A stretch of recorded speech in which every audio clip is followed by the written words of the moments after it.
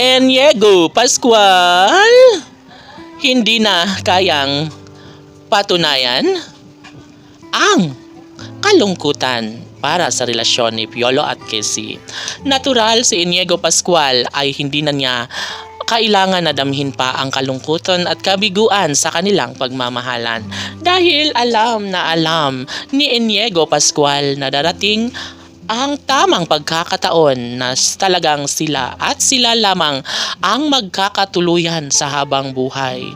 Never na mabigo ang nag-iisang Eniego sa kanyang kagustuhan para maibalik muli ang tamis ng pagmamahalan ni Papa P at Christina. Siyempre, lahat ay hindi magtatagumpay kung hindi sila kayang tanggapin ang katotohanan sa pagmamahalan ni Papa P at Christina. Saad ni Eniego Pascual, ano pat, mahal na mahal nila ang isa't isa?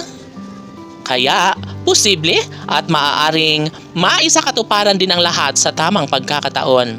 Mas gugustuhin ni Eniego Pascual na magpunyagi ang pagmamahalang sadyang nais na ibahagi sa taong bayan.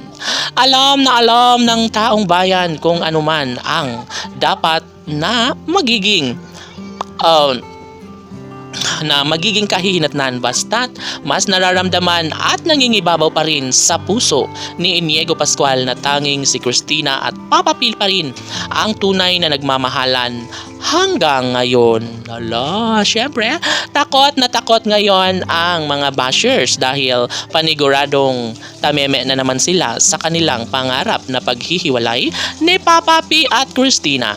Lagi nilang ibinahagi ang kagandahan sa pagmamahalang sadyang walang katapusan.